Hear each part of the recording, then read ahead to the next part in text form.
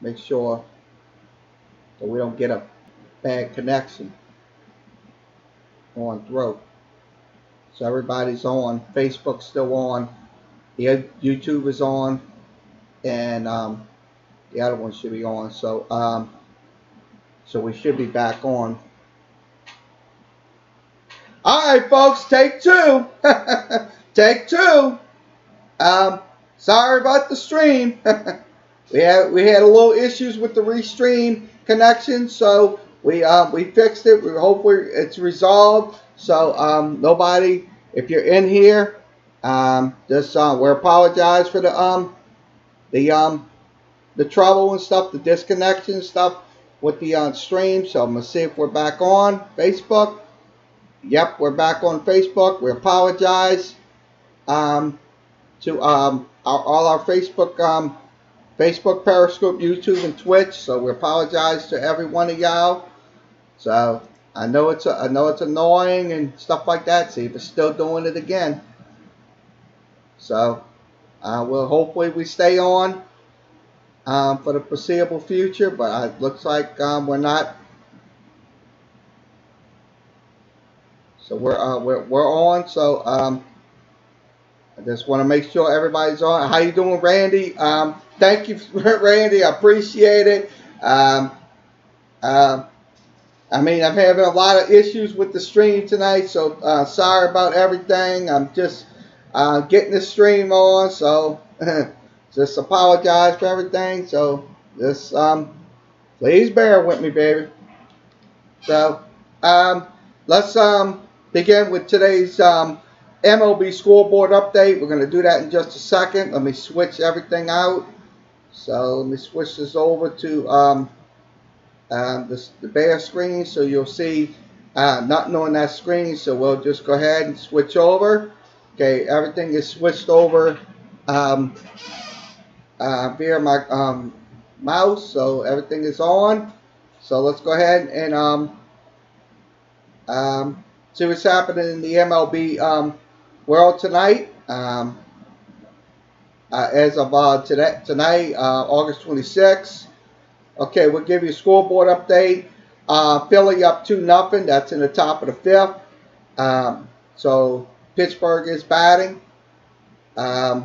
St. Louis is up 8-1 going into the fourth.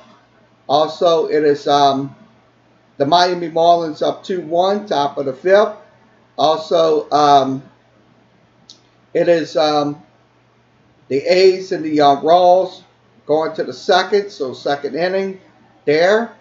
At 8:45 Central Time, it will be the Giants taking on the D-backs. Also, the Padres taking on the Los Angeles Dodgers. That'll be out in San Diego. So it's going to be a late night game as well. Also, another late night game for the New York Yankees. They're taking on the Seattle Mariners. So that is going to be at 10:10 Central Time. And we see if we're still running on Restream. Yes, we are. So we have no issues there. Okay. The Colorado Rockies defeat the Atlanta Braves 3-1. That's unfortunate, Randy, for your team to lose. So, but they're still 80-53 on the season. Colorado is just not that good this year. They're 59-73. They're not going to the playoffs. So look, that's unfortunate for the Braves to lose. But the Rockies, these teams right here, I'm gonna tell you, look, you're going to get beat by these teams that are not going to the playoffs. You're going to get beat by them. It doesn't matter if it's the Cincinnati Reds. It doesn't matter if it's the Pittsburgh Pirates. It doesn't matter if it's the New York Mets or any of those teams that's losing as of right now. Look, if you give a game up to them, that chances are you're going to end up losing. So that's the thing about it. So that is from, once again, Major League Baseball updates. That was a makeup game from April. So let's give you the minor league baseball action tonight. We'll do that in a second. And we'll go ahead and switch this over to the AAA level. So if you're on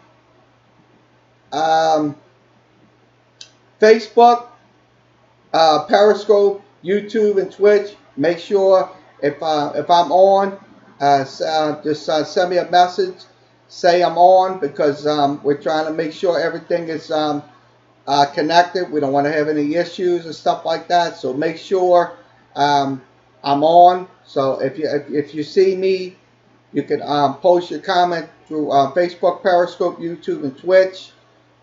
Say I'm on, because look, we've been having a little streaming little problems with the restream, so I had to reset it. So I want to make sure everybody knows I'm on. So I want to make sure we're still on restream, so I'm running, so I'm good. So I'm just checking on the restream side. Okay, let's give you the minor league scores on the AAA level. Syracuse up 8-2, bottom 8th. Also, top of the 5th, it is Louisville up 5-0. Also, top of the 6th, it is Durham on top 3-1.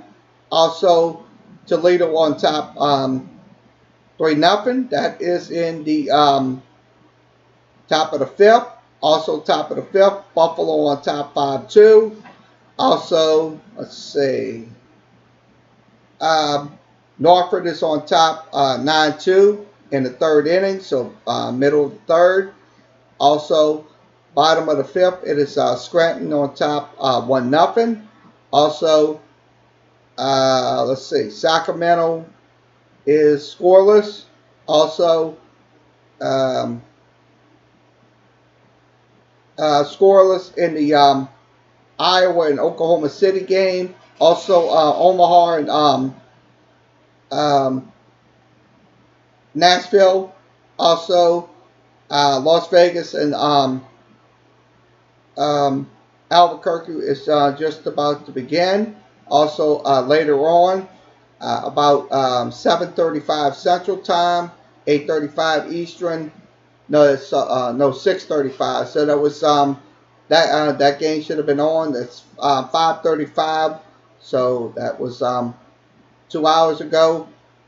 Also, let's see, 8:05 Eastern, 8:05 Central, 9:05 Eastern. I keep messing up my days.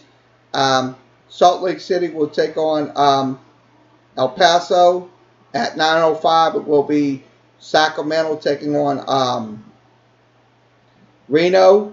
Also, Fresno and Tacoma at 9:05. Postponed due to rain. Memphis and the New Orleans Baby Cakes. No game there. Okay, let's give you the AA scoreboard. Waiting on the AA scoreboard to load. There it is. Trenton is on top 5-1. Portland is tied up at 2. Also, Reading is up 4-1. Birmingham is on top 3-1. Also, let's see, Richmond is tied up at 1. Also, Hartford is ahead 5-0. Also, Mobile is down 3-2. Also, Corpus Christi down 3-0. Frisco is on top 4-2. Also, Jackson's on top 2-0. Also, Northwest Arkansas is on top 2-0. Also, Amarillo and Tulsa scoreless, and also Artuma wins 5-0, and also Montgomery and Chattanooga was canceled. Also, Biloxi and Mississippi was canceled. That was on in Biloxi, but rain in the area all day. No baseball games. Just to talk about. So that's unfortunate. So that is your MLB scoreboard update. We'll see if we'll get an NFL update. I'm going to do that in a second. I'm going to see if I can grab. They have an NFL game on. Tennis is going on.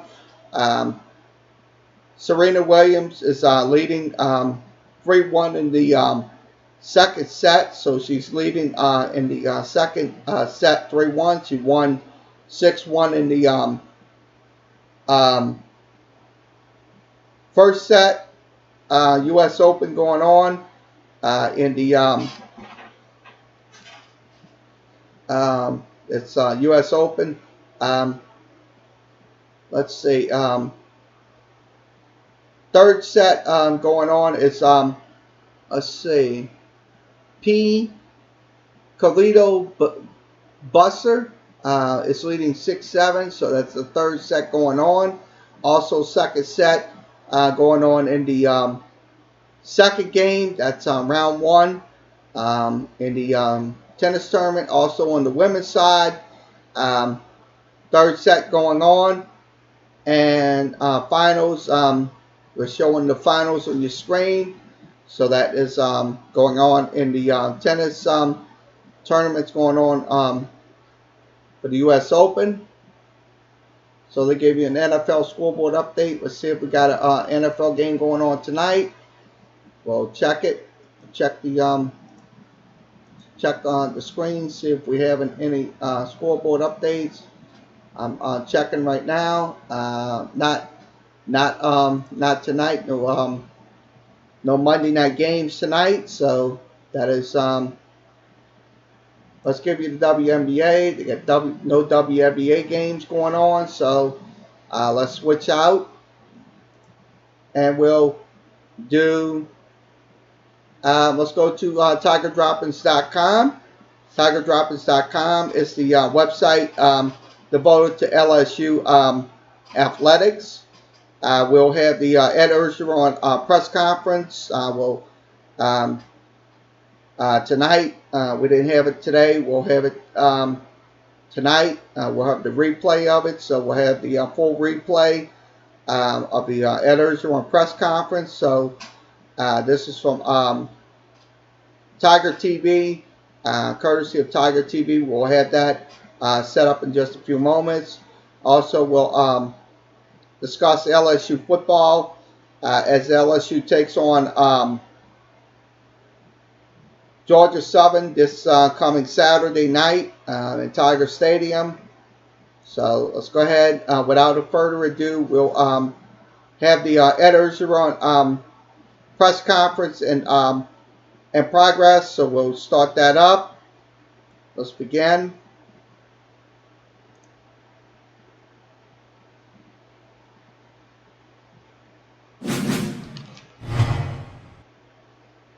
What a great week. Excited to play in Tiger Stadium on Saturday night, 6:30 Central Standard Time. Excited about Tell the Truth Monday, about the process, about talking about preseason game number 3, which was fantastic. It was a mock game. We split the teams up. Our coaches did a tremendous job of organization. We went through every scenario we could imagine. We was in pregame. We had a locker room stretch with Tommy Moffitt. We had a pregame warm-up. We went in at halftime, made our adjustments, came out. Our guys did a tremendous job. They're ready to go. They're ready to attack the week and go through the process. And we are playing a very good Georgia Southern team, a tough, hard-nosed football team that won 10 games last year. They plus 22 in the turnover margin. That's elite. That's number 1 in the country. It's a phenomenal stat, and this is a well-coached football team. I want to talk about the offense a little bit. They're a triple option. We worked a lot last week. We had a bonus week. Thank God we did. We got a little jump on them, and our guys are still working on the game plan on the triple option. It's going to pose problems for us. We got to be in the right place. Tackle the dive, tackle the quarterback, tackle the pitch. If you make a mistake, it could be a big play. They returned 5 starters. They averaged 30 points per game. 266 yards rushing, 79 passing. Their quarterback Wirtz is their top player, dual threat quarterback. He is very, very dangerous. He knows how to operate in this offense. He's a great runner. He's a good passer. Two good running backs, Logan Wright, number 2, and Wesley Kennedy, number 12. Wesley's very talented. He's fast. He can get on the edge, take the pitch, and go to the house. Their offensive line is tough and physical. On defense, they're a 3-4 team. They returned 7 starters. Only gave up 21 points per game, 357 yards. They're very stout. They play fundamentals. They don't blitz a lot. They got a good, hard-nosed defensive line led by number 92, Raymond Johnson, and number 96, Ty Phillips. The best player on their team is Kendall Viter. He was all-conference, Sunbelt Conference, Defensive Player of the Year. This guy's a pro football player. On special teams, punt coverage, 5.3 yards per return, 24th in the country. They're very solid across the board in kickoffs. Wesley's a kickoff returner. He's very, very dangerous, 22 yards per return. This week is going to be about the LSU Tigers. We're focusing on the fundamentals, focusing on getting game ready, ongoing skill development on a daily process. Coaches are ready to go. Recruiting is going to rev up again. We have a lot of recruits at our game this week. We're going to start recruiting 2021 class hard. On Sunday is the first day we can call 2020. We can text 2021, so we got a lot of work to do this week. But we're excited. It's the first day of school. Last Thursday night, we had a practice underneath the lights, so our returners could catch underneath the lights, receivers can catch on the light. And the Golden Band from Tigerland came in and played for us. They played for about 40 minutes. I want to thank them. It made it game-like. You can see our guys were fired up, ready to go. Any questions?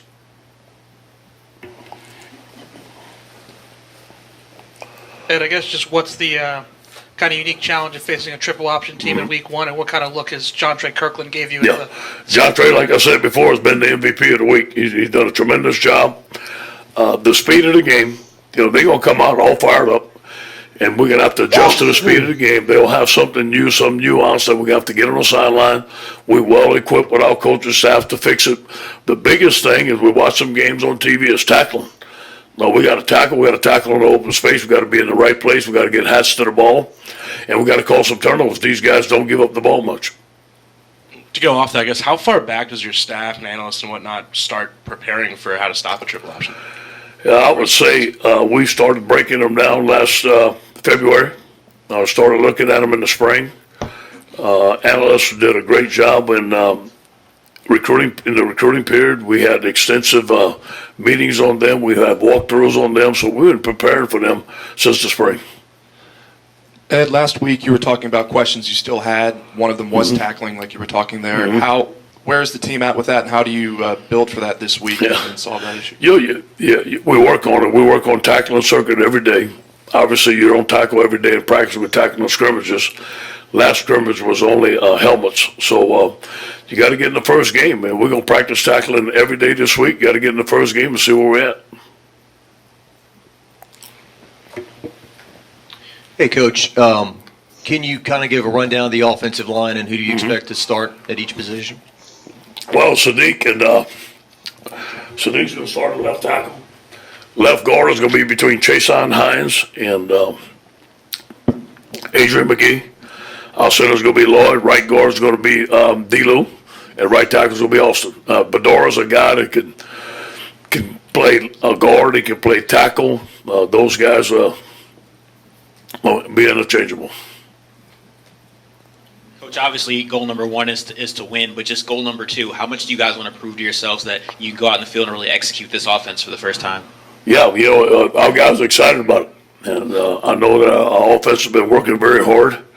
We're looking forward to putting this spread offense on the field against a good Georgia Southern defense. I want to see our speed. We got a lot of speed. We give the receivers the ball in space, let them make plays.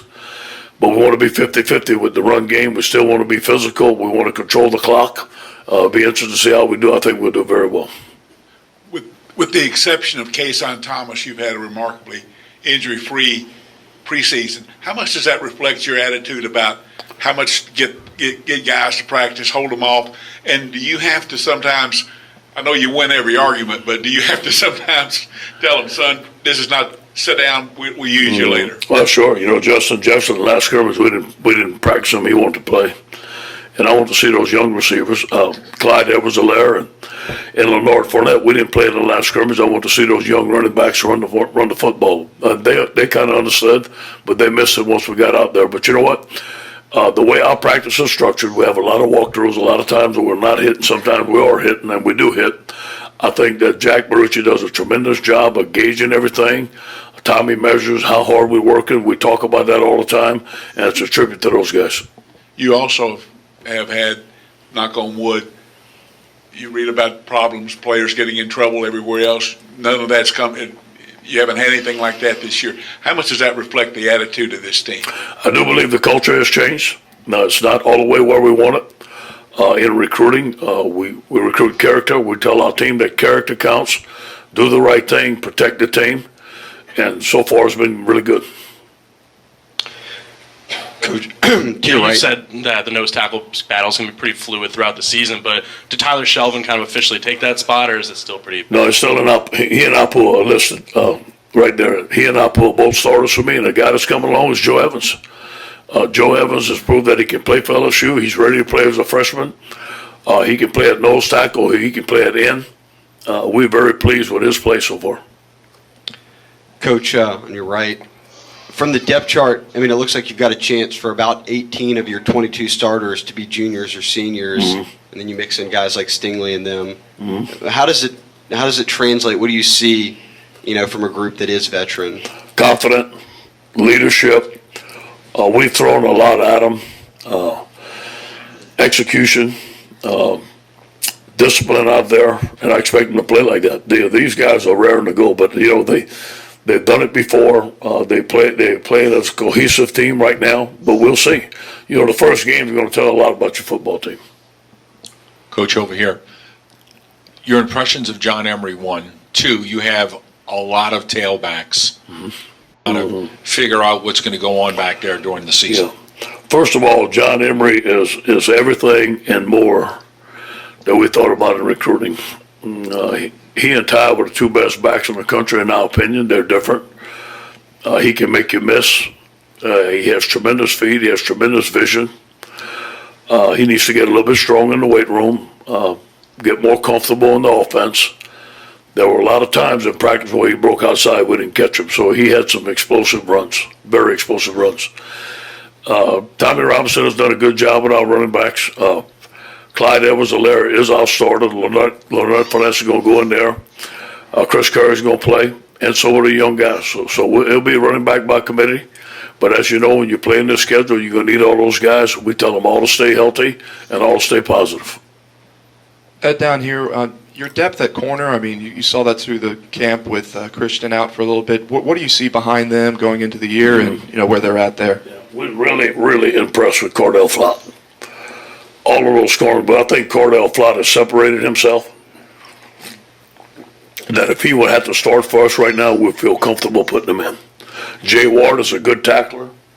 He's very strong. Darius has had a couple of injuries, so he's not ready to go right now. But we really like those young guys. We think that it was an excellent class. Christian's going to be ready to go. Derek's going to be ready to go. And we feel that we're strong at corner. At linebacker, you mentioned some of the battle through there with Jacob Phillips and those guys. What's that looking like? And I remember you were saying that could come down to game day. They are battling, man. It's very close between him and Patrick. And that's going to be a game-time decision. Again, I want to say this. Damone Clark has had an excellent camp. You're going to see him a lot. He's going to play a lot. I expect him to be an excellent LSU linebacker. To your left. Playing a triple option team like Georgia Southern, how does that speak to the value of having analysts as part of your staff? And to that end, what role has Dennis Johnson played in that, since obviously he hasn't been able to coach hands-on on the field? It's funny you mentioned that. I was just talking about that this morning. I got to work about 5:30 this morning. There were about 8 coaches there already. And I get in there and do the things I need to do, and I walk down the hall. Kevin Call has a tip sheet to give to the cornerbacks. It has pictures on it about splits and certain routes and all the routes that they run. And that's just another tool for us that 2 years ago we didn't have. And that's going on all over at every position. We have Kevin Cosgrove that was a defensive coordinator at Wisconsin who played against them. He was at New Mexico State last year, who played against these guys and is excellent at defending the option. And those guys are in the room. We have Bill Johnson that played at Texas A&M, that played against the option. So we have a lot of knowledge. We have a lot of guys that have a lot of great suggestions. And I think Dave has put it all together. He's going to have a great plan. You talked about having a lot of the return game work in the script in the preseason game number 3. Who do you like at the kick return? Clyde. I think Clyde is going to do a good job for us. We have a couple of guys we would like to get in there, but Clyde is going to hold on to the football and get positive yards for us.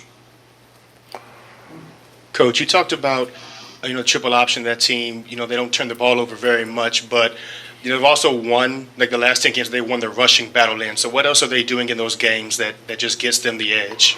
Well, they run that wheel route and that rail route, and all of a sudden it's wide open. You get your safeties to pop up. You get another guy in the box, and they see it. They do a great job of calling plays. Go play action pass and throw the ball right behind your head, and there's the guy wide open. Typical option team. The thing that what happens when this quarterback gets on the edge, he's very dangerous. He can make you miss, and he'll pitch it at any time. That's where they make their big plays. Coach, to your right. Tigers ranked number 6 this season. Last year, at the beginning of the season, they weren't ranked nearly as high. And I kind of felt like last season they loved being the underdogs, and that's how they excelled throughout the season. Yeah. So does being ranked number 6 change their mindset at all? You better not. Better not. Block out the noise. Because none of those rankings matter to me till the season's over. That's when you look at it. That has never been mentioned by me in the meeting. Has never been mentioned by any of the coaches. That's just something that's out there that's called noise, in my opinion. We got to focus in on the task at hand. We got to be hungry. But I appreciate you complimenting the team last year. They had character. They had grit. And it was an internal motivation for everybody. And we got to have that same internal motivation to take it to the next step this year.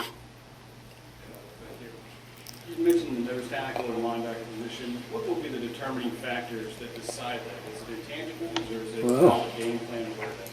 I think we look at this week. It'd be easy to name a starter today, but I like to have the competition. I like to see how they're going to practice this week, how they're going to act. And then on Friday night, I'd like to talk to the coaches what kind of week they had. So this is going to motivate those guys to have a great week, to keep competing all week. Then we'll make a decision Friday or Saturday. One more. You mentioned the excitement about the offense. I think everybody outside of the campus is very excited too, it looks like. I guess, is this as close to the offense that you talked about in the last few years that you guys have been able to be? Yeah, I do believe we have several different tempos. We are strictly spread. This is the first time LSU has been strictly spread. We have the talent to be spread offense. We can go 5 receivers at any time, 4 receivers. We're mainly going to be out of 11 personnel, 1 tight end, 3 receivers, 1 back. And Coach Ensminger has a tremendous plan. Offensive line has to improve. We're going to be in 5-man protection a lot, get a lot of people out, throwing out backs the ball out the backfield, and still run the ball. I do believe we're going to be great because of our quarterback. Our quarterback can handle most situations. I think he's a game changer. Coach and the staff, you all see that for the Miami game, all the penalties, the time being wasted, some of the sportsmanlike stuff, and they'll look at some of the game management stuff that can be involved in the first game and come in the first time. Yeah, you bring up a good point. Obviously, we watch games with night off. There's a lot of learning that we do. And we teach our guys in a positive way what we're teaching them. We work on game management a bunch. We call it the winning edge. We've had about 5 or 6 of them. We go through different type of scenarios. Hopefully that doesn't happen to us. We want to be a disciplined football team. We want to tackle well, want to play hard. But we did learn a lot of things from that game. Coach, a lot of the all-season talk at tight end has been about Stephon Sullivan, but how has Thaddeus Moss really taken to the new offense, and how has he performed in it so far? Thaddeus has had a great camp. I do believe that he and Stephon are considered starters now. Thaddeus can block. He's big and physical, catches the ball well, is very mature. He and Joel have a tremendous combination. He's made some tremendous catches. He has great hands. That's why we recruited him, because of his catching ability. Stephon is a difference maker. Obviously, he's not the biggest blocker like Thaddeus would be, but can stretch the field. We can flex him out, do a lot of things with him. And Stephon has proved to us he can make big plays in big games. Ed, and you also changed on the defensive line to more of an aggressive nature. Does that present some issues against Georgia Southern when kind of an offense that likes to get people out of position and force you to be assignment time? And how do you counter that? Yeah, tackles for loss are going to be a premium for us. Sacks are going to be a premium for us, but it's hard to sack them when they don't throw the ball a lot. Now, they do have some play action passes. They throw the football. I do believe in this game plan that we need to play assignment football. Whether it's a tackle for a loss or not is not the premium. It's who got the dive, who got the quarterback, and who got the pitch. And we got to tackle the guy when we get there. There's going to be a lot of one-on-one tackles in space that we have to make. If we don't make it, it would be a big play. Coach, in general terms, can you just talk about that first game for you personally, just the anticipation of seeing what your team's going to be like, the anticipation of running out of the tunnel for the first time, just all that for a coach? Yeah, well, it's about them always. I'm excited. I see how hard our staff works. I see our guys coming together. First game, there's always some questions in your mind. What about this? And he talked about it, game management. You want to make sure everything's clean. I tell our guys we put 11 men on the field and we fight like tigers. So substitutions is critical. Running on and off the field, all dressed together, looking sharp, blocking, tackling, playing hard, playing like tigers. Coach, I'm sorry, John. My apologies. Go ahead. Thank you, Ed.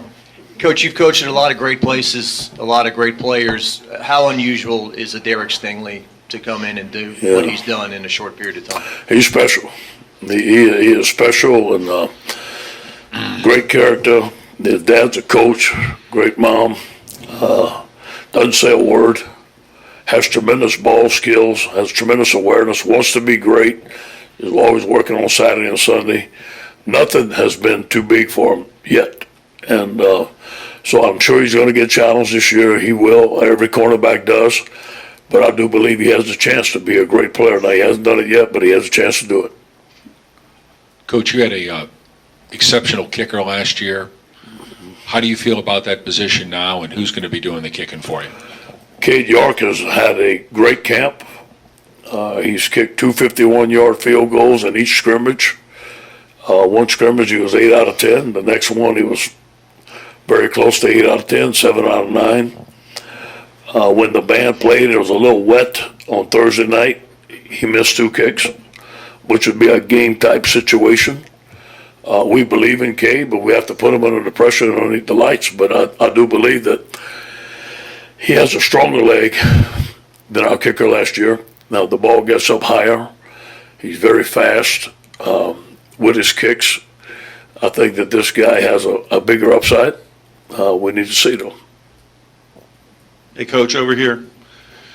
You talked about first game substitutions. What will the tempo of this offense look like? How noticeable will it be? And what kind of tempo does Georgia Southern play with? Yeah, well, our tempo will be fast. We will slow it down if we need to slow it, but we want to go fast, especially in certain situations. There'll be no huddle. I told the guys to get in the huddle the other day. They don't know what that is anymore. So Georgia Southern does use some tempo, but more or less they like to get in the line of scrimmage. They like to look what defense you're in and then call the play. So I don't expect a hurry up from them, but we will be in some hurry up, son. But hey, by the way, I saw that commercial about you, man. You was a young guy in there. It's kind of cool. I like that commercial. That was a good commercial, man. Yeah, Ed, right here. Talk about your game day organization. Who's in the booth and who's on the sideline? Dave is on the sideline, obviously. Bill Bush will be on the sideline this year because we lost Dennis Johnson. And Dennis did a great job on the sideline. So Christian Lockature will be singling in. Also, Bill Bush will be helping. All our defense will be on the sideline this year, and that's because of Dennis's injury. On offense, Steve and Joe will be up in the booth, and obviously Steve's calling the plays. Joe's up there making suggestions, and the rest of the guys on the sideline. Ed, we've almost gone the entire press conference and nobody's asked about your quarterback. Does that just speak to what he brings to this year and this team? About Joe? Yes, Joe has been stellar since he got here. He's quiet, unassuming. I know sometimes in his interviews he's not, but he is very professional when he comes to work. He's into it, wants to win, wants to get better every day. He's had an excellent camp. He thrives in this offense. This is his type of offense. He's excited to go out there and have a lot of success. Coach has time for one or two more questions. Anybody else have a question?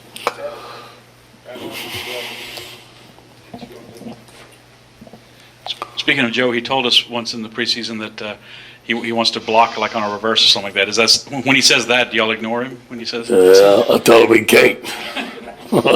But he would, man. He would. He'd go in there and be a lead blocker if you need him to. Ed, you got the last one. Obviously, a team like Georgia Southern gives you a lot to prepare for. Does that take away from any kind of mention or distraction of the team you got to play in Austin next week? No question. No question. That has not been mentioned. First game, we want to do well. We're going out there and prove what we've been doing in camp, and then all of a sudden the triple option team comes in, and all your time is just looking at the triple option. How are we going to defend it?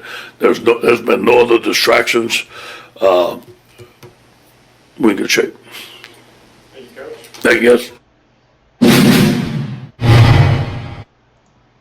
I'm gonna put this in perspective.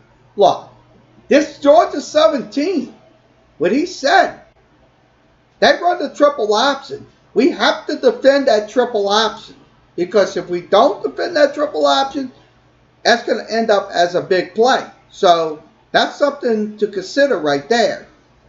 When you're watching that LSU game and you see Georgia Southern pitching that ball off, that's a triple option. And that's something that can't be stopped. That's a running play. That is a direct running play. So I'll be honest with you. Look, if you could stop that triple option, make them pass in the game, chances are you get off the field. So let's go ahead and give you the LSU depth chart. I'm going to go ahead and show you the LSU depth chart as we go.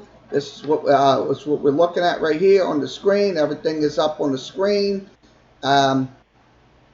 This is from Twitter. Let's go ahead and go through that. I'm going to show you that that screen shot of the depth chart. Give me 1 second to switch it over. This is from LSU football depth chart going into the game.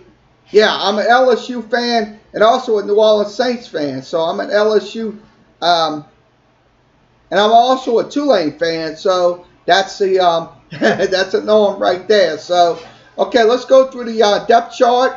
Left tackle will be Sadiq Charles in there. Derek Rosenthal.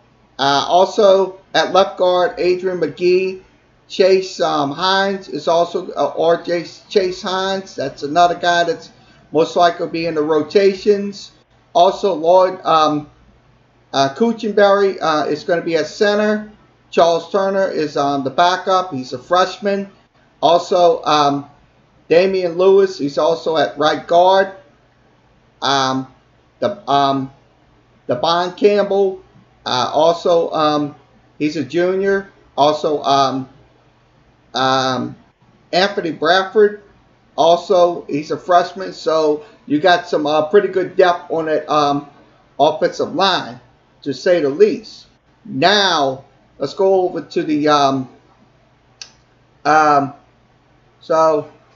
oh, you watched the Miami game? Oh, yeah, it was just it was a sucker. It was just back and forth game. That was a back and forth football game right there, to be honest with you.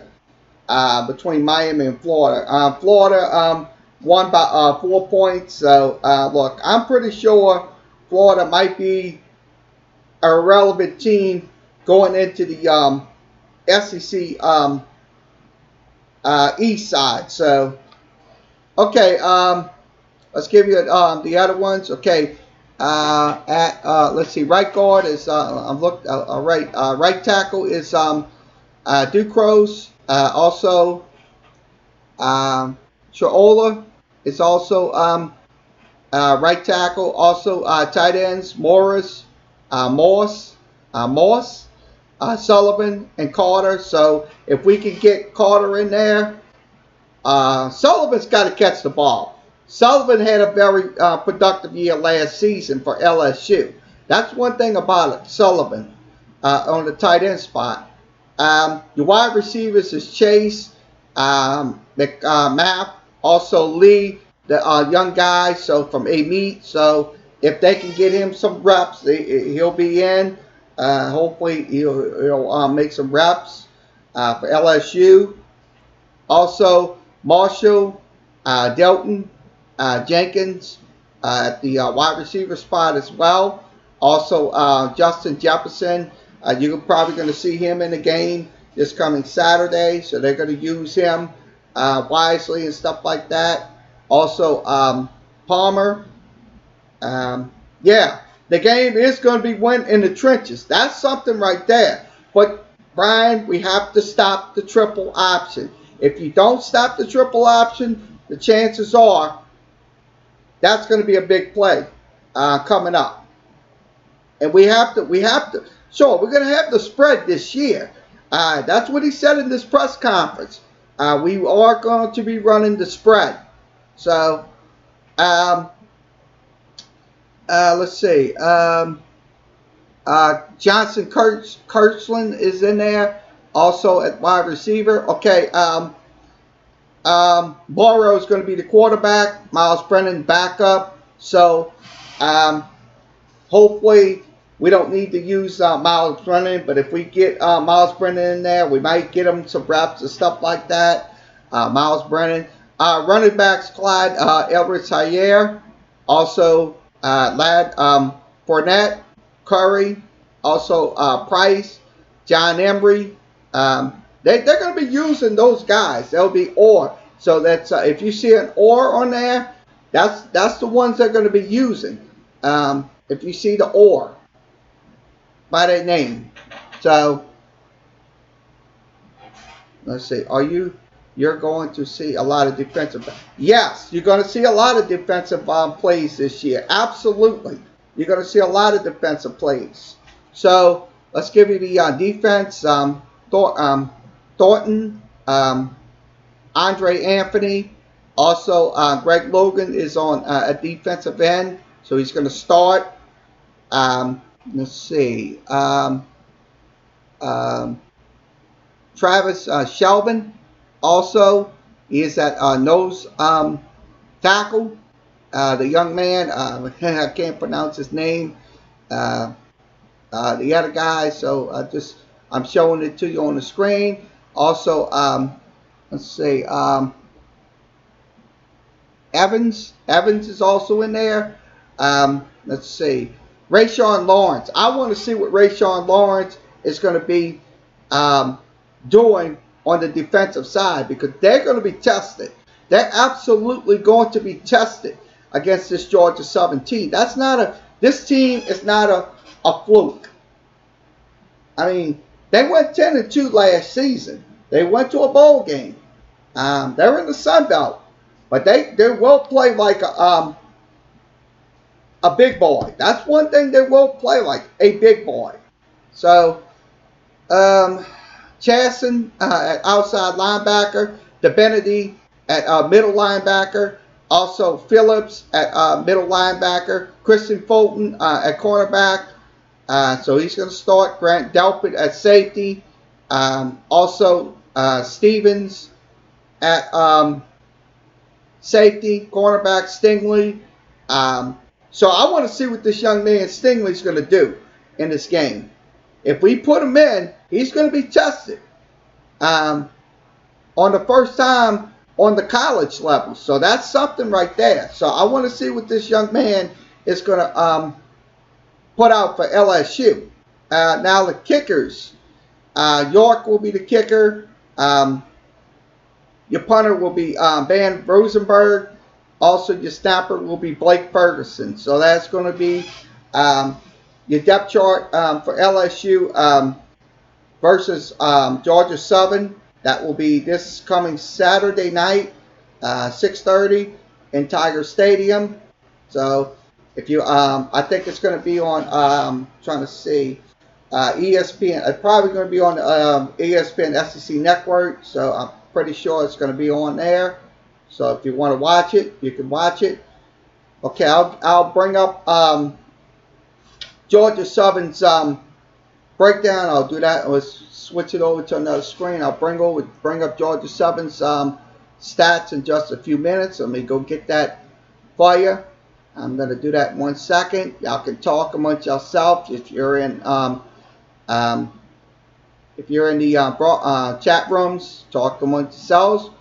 I got to get the stats from for Georgia Southern. I'm going to do that in 1 second.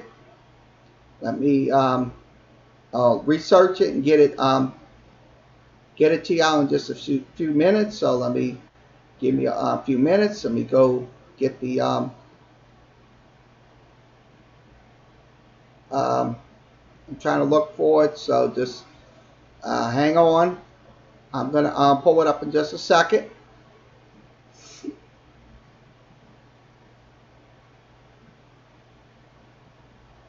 So I'm waiting on. I don't want to keep you long, but just please hold on.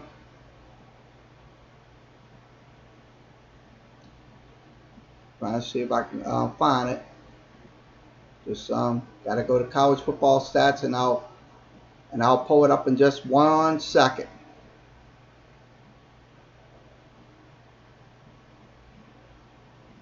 So I gotta see if I can get it. Let's see if I can find it. Looking for the pile. Yeah, ESPN. Yeah, ESPNU. Yeah. Thank you for letting me know. I thought it was going to be on SEC Network. So thanks for letting me know, Brian. Appreciate it.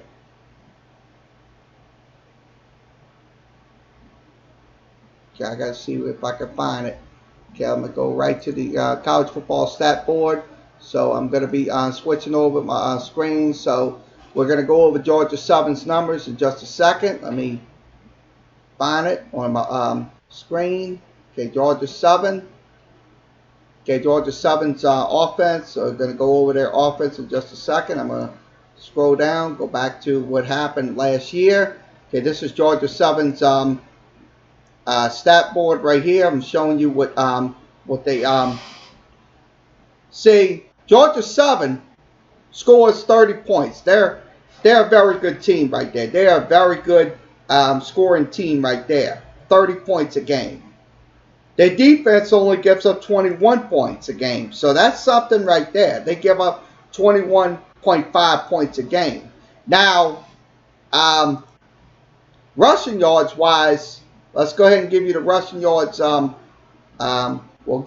highlight it in just a second. Highlighting it. Okay. They run on 643 attempts. They run for 3,461 yards. That's 5.38 average. So that's on the option right there alone. So that triple option is going to be deadly. And I'm going to tell you, I'm not playing here. This is what we're showing you on the screen. They only give up 1,827 yards on 465 rushing attempts on defense. So they give up only 1,827 yards. They give up 21 touchdowns. So that their defense right now, what Coach Urcheron says, they are stout. And I'm going to tell you right now, they are stout. Now, passing the football, they throw the ball, let's see, they throw the ball, they throw for 1,027 yards. That's the rating is 161.8.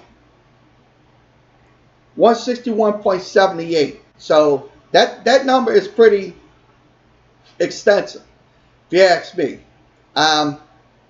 They throw. They have 10 passing touchdowns, so they throw for 10 passing touchdowns. They don't have no interceptions. They throw. Um,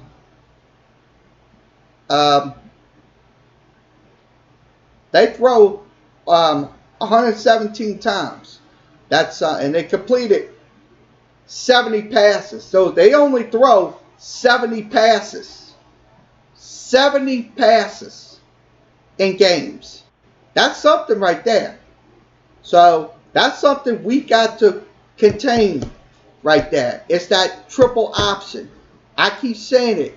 Navy ran it last year. And Navy, and see what the end results is touchdowns.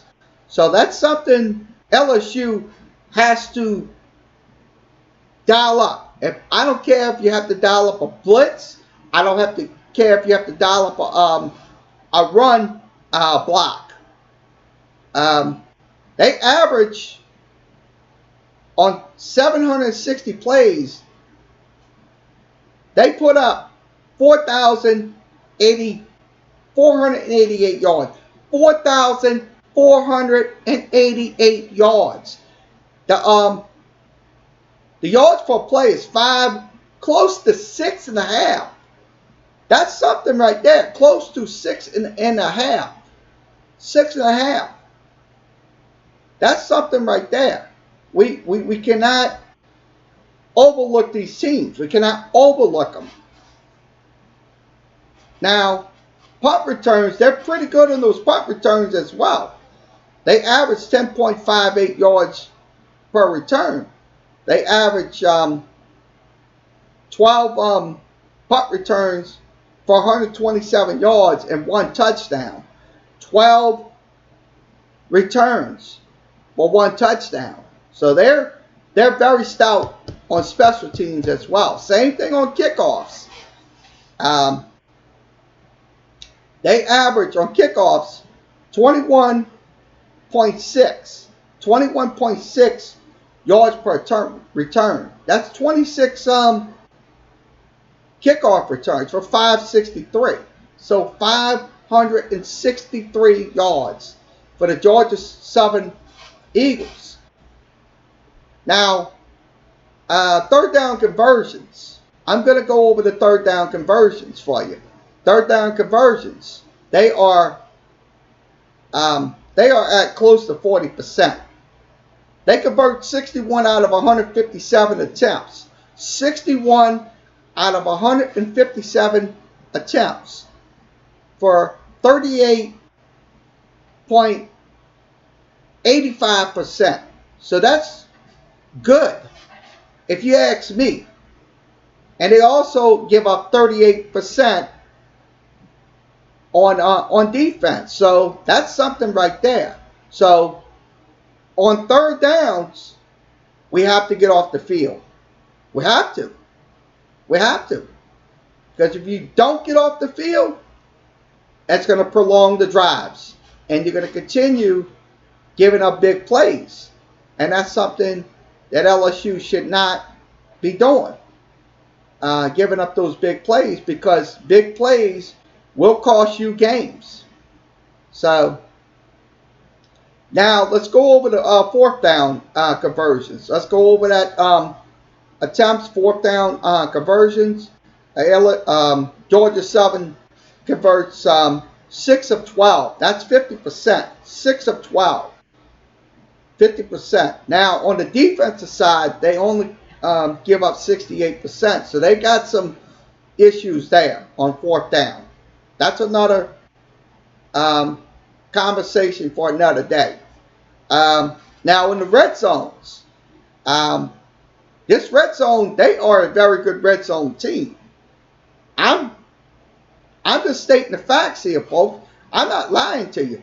They're at 92%, 92.86%. That is excellent.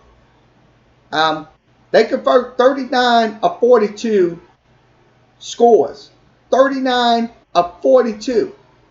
So that's something right there. That's the norm right there. But they only give up 87%. So that would be an excellent opportunity to get scores off of them.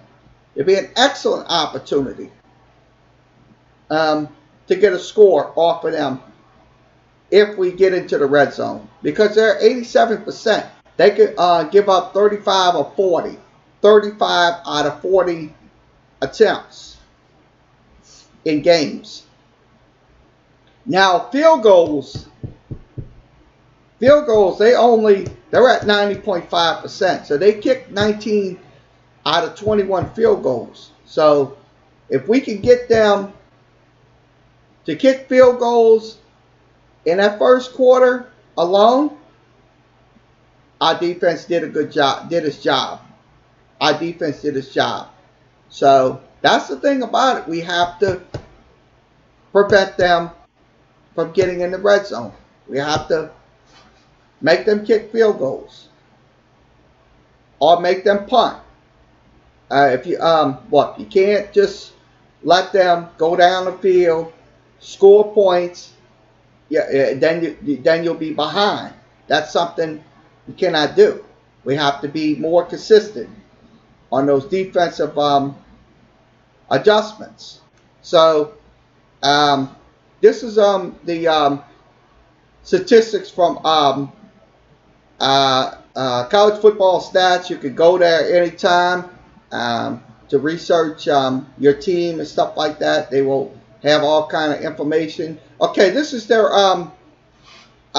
performance last season. They played against South Carolina State. They destroyed them, 37-6. Now against UMass, they destroyed them as well. So they destroyed two teams in games. But Clemson, that was their only. They lost that game against Clemson because Clemson is the number one team. Clemson destroyed them. But the other games, Arkansas State, they kind of had a shootout against Arkansas State. Also, South Alabama, they just literally wiped the floor with them 48-13. Also, Texas State, they had a very close game. So that was a close game against Texas State, 15-13. Also, New Mexico State, that was a shootout game right there. I would say that was an absolute shootout game, 48-31 against New Mexico State. I was at New Mexico State. Now, Appalachian State, they defeated them 34-14. ULM looks like they did get into a shootout with them as well. They won 44-25. Also, Troy, they got into a shootout with Troy. It was 35-21.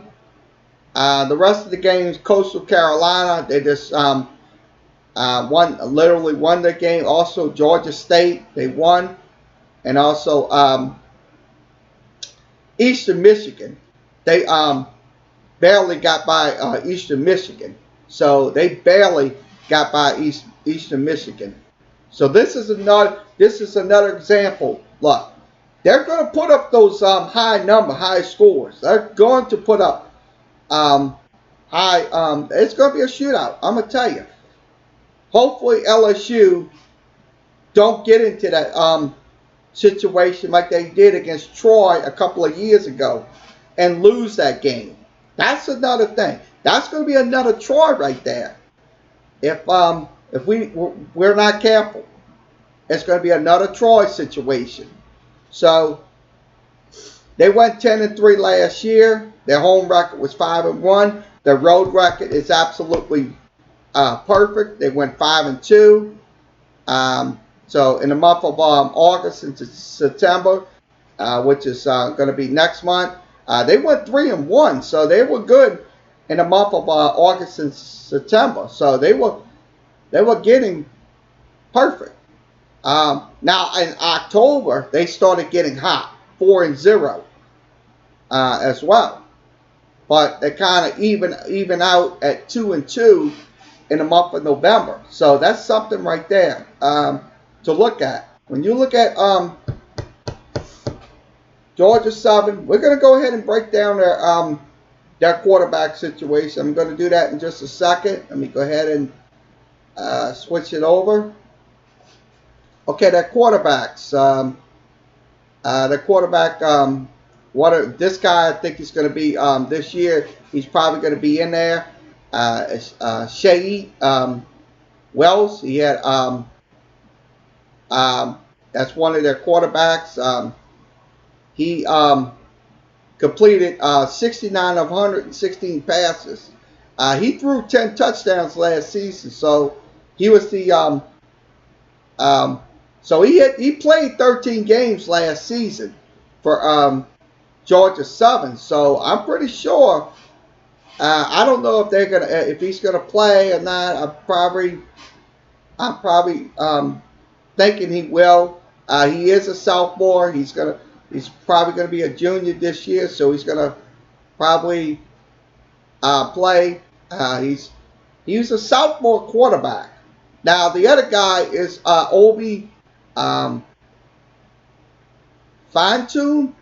He played. He only got one snap out of it. He only got one snap. He only threw for 40 yards. So the main guy is this guy right here is Wells. So for Georgia Southern. So that's in his numbers. He threw for 75.9 yards. So let's give you their running backs. I'm going to break down their running backs in just a few seconds. Okay. Last year, Wesley Fields. He was a running back. He was a senior running back. So he's probably and he's also a good running quarterback as well. So this Welch, he's also a good running quarterback as well. So he's a runner and a passer. So that's what you're going to be facing when LSU takes to the field this coming Saturday. Wesley Fields, he averaged 5.2 yards a carry. He had 9 touchdowns last year. Also, the other guy, Montero, I'm trying to say his name, Montero, let's see, he had Garrett, he had 5.5 yards a carry. He had 5 touchdowns as well. It's another guy. Also, Wesley Kennedy, the third, he had 7.8 yards per carry.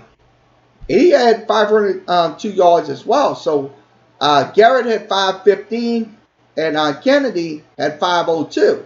Now Wright, another guy, he's a freshman. He had 3 touchdowns last year for the Georgia Southern team. So they have some running backs that's going to be a thorn in LSU's side on the defensive side. So I look at it this way: we have to put a stop to their running game. They pass. They don't pass as much. They don't.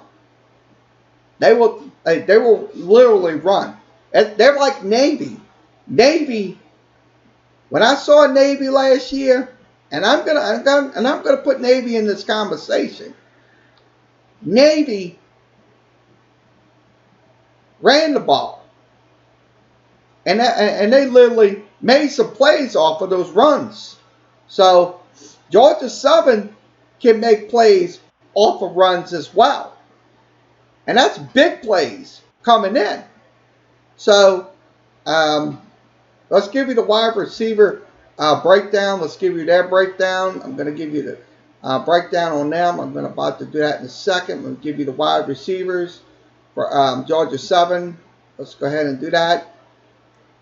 Okay, let's pull this around. Okay, I'm about to do this in a second. Okay, everything's on the screen, so you'll see. Fields, he caught 10 balls last year.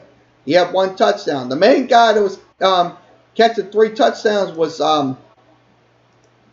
this guy right here, number 3, Damon Anderson was highlighting. Okay, he had 3 touchdowns last season, so he can be another. He's a sophomore, so you're going to be seeing more of him this year. So you're going to see him in the game. Also, Colby Colby Rasson, he's a junior, so it's another guy. He caught 2 touchdowns last season. Also, let's see. Looking at the next guy, this guy Ellis Robinson. Robinson, he caught 2 touchdowns, but he's got 10 catches. He's averaging 8. So they got some good wide receivers that are coming back on this team. That's going to be impacts for Georgia Southern. So that's something we cannot allow to happen. If they throw the pass, we cover those passes. We have to get turnovers. Their turnover ratio, we're going to show you their turnover ratios in games. So we're going to show you that in just a few minutes. So let me go ahead and switch it over to the turnovers. We're going to do that in a second. I'm going to do the turnover margin. Let me go ahead and pull this up on the screen for you. Turnover margin plus 22. Plus 22. That's a good team. That's a very good, disciplined football team that's coming in with a good turnover ratio, because they can get turnovers and not commit turnovers.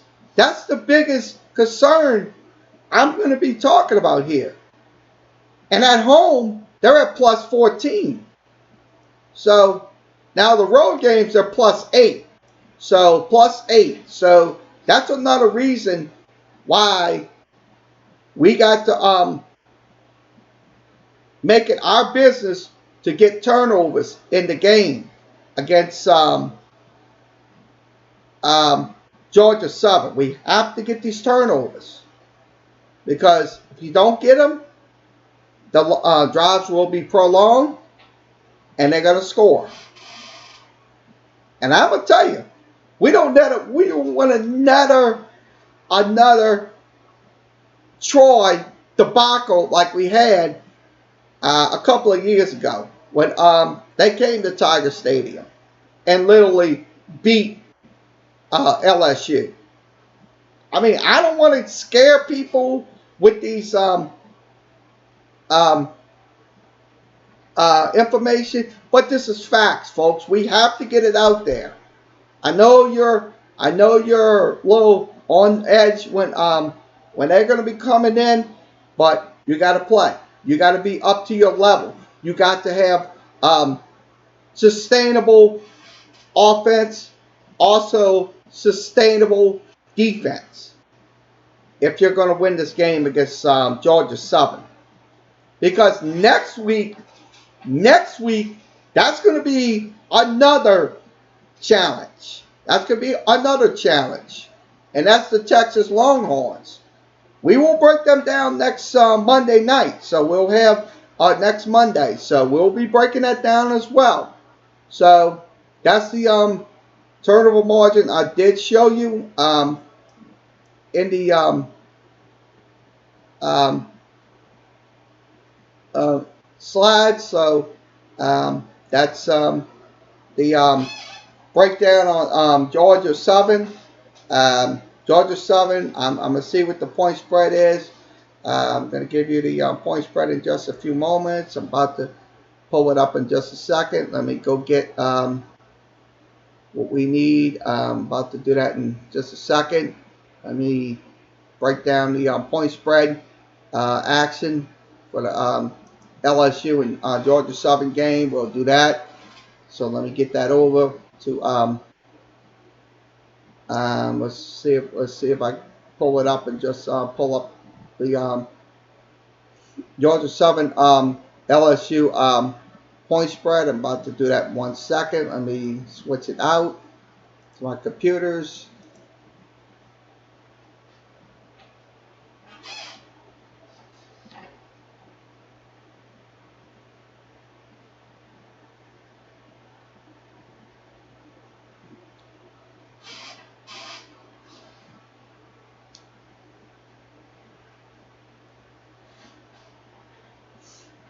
Yeah, I want to give you that that line on the LSU Georgia Southern game. I'm about to do that.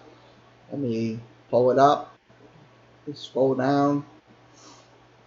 LSU Georgia Southern game.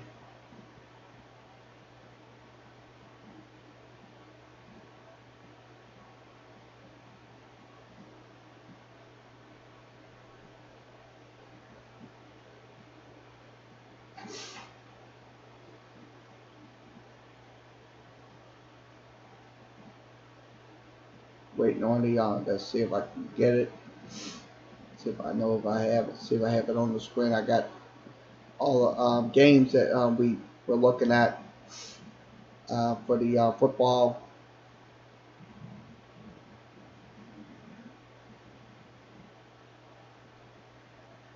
Okay, LSU Georgia Southern. Let's see if I can pull it up. I'm gonna scroll it down back. Okay, the LSU Georgia Southern game. Let's go ahead and give you the line on that game.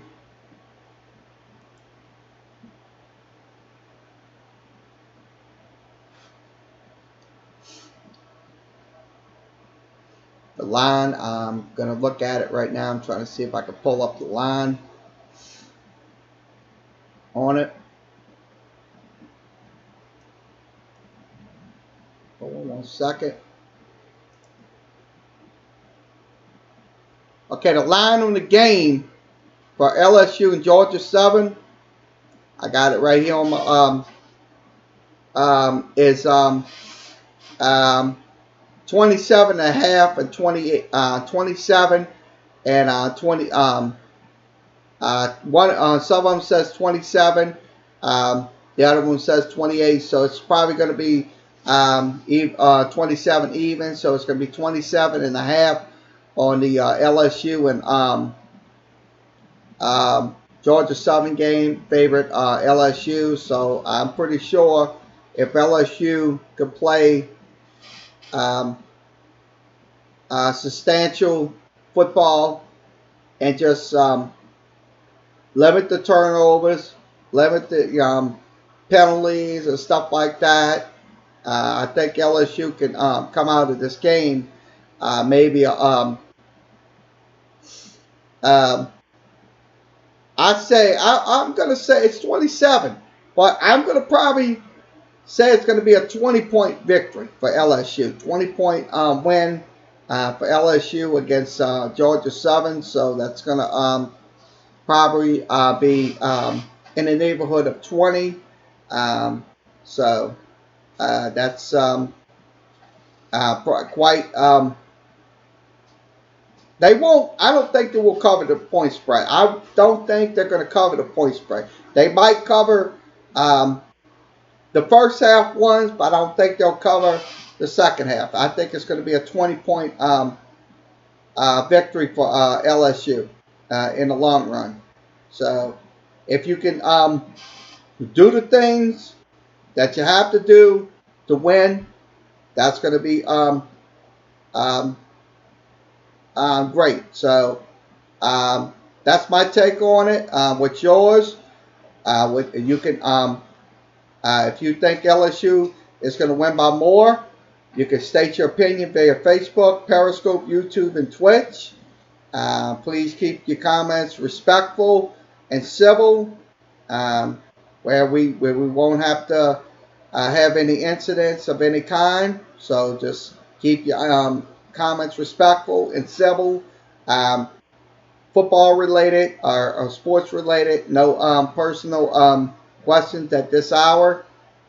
So just keep your comments in a civil matter, so we can all enjoy um, doing this. So that is my take on it. So that's the LSU breakdown for Monday. We'll have another one next Monday against the Texas Longhorns. We'll talk about that game. We'll go through the specifics and stuff like that. So you want to next week we'll have the LSU and Texas breakdown. So let's go ahead and give you some scores from for tonight. I'm gonna give you some MLB scores, and I'm about to wrap this up for this evening. We'll be back on tomorrow. We'll have the Tulane tomorrow's Tulane Tuesday. We'll have Tulane breakdowns. Tulane will take on the Florida International Panthers. That will be this coming Thursday night at 7 p.m. We'll give you breakdowns and analysis and stuff like that. We'll talk about that game. Let's give you a scoreboard update. Okay, this is from Covers.com. Covers.com is a website devoted to gaming. Pirates up 4-2, bottom of the eighth. The St. Louis Cardinals up 11-2 against the Milwaukee Brewers, so it's 11-2 Cardinals, bottom of the seventh. Also, top of the ninth, it is the Cincinnati Reds up 5-2 in that game, 5-2 Cincinnati. That's in the top of the ninth. Also, the Oakland A's up 11-2, bottom of the fourth. Also, the Arizona D-backs, San Francisco Giants will be playing in just a few moments. Waiting on they should be up. Okay, LA Dodgers will take on the San Diego Padres. Also, the New York Yankees will take on the Seattle Mariners. That will be a little bit after 9, so 9 o'clock will be the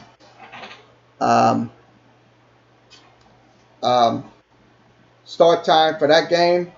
Also, once again, your final, Colorado defeated the Atlanta Braves 3-1. So the Atlanta Braves are still at 80-53, so they still have a significant lead in the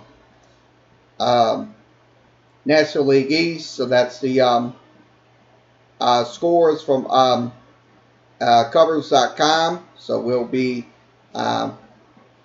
getting ready to sign off. We're at a minute and something. Looks like we're I don't know why we're going into the red. So let's go ahead and shut off before we get problems. Okay, this concludes tonight's. Let me go ahead and switch this over. Shoot, I don't know what's going on. Why my screens are.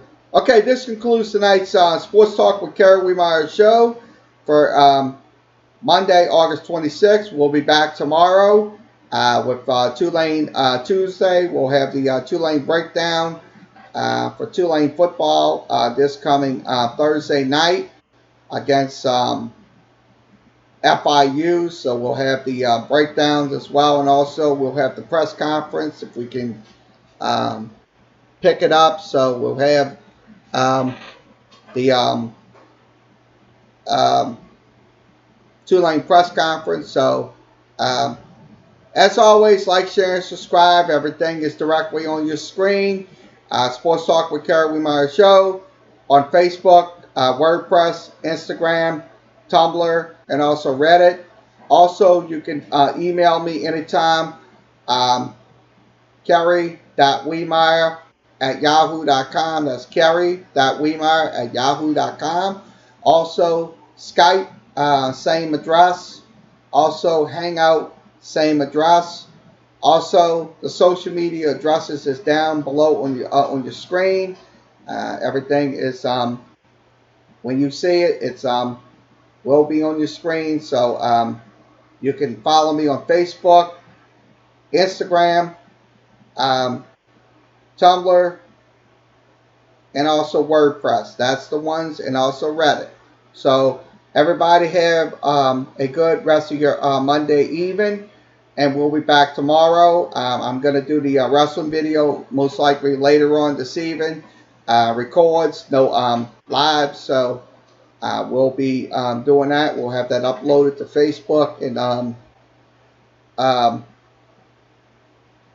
YouTube. So that will be later on this evening. Everybody have a good rest of your Monday evening, and we'll be back tomorrow.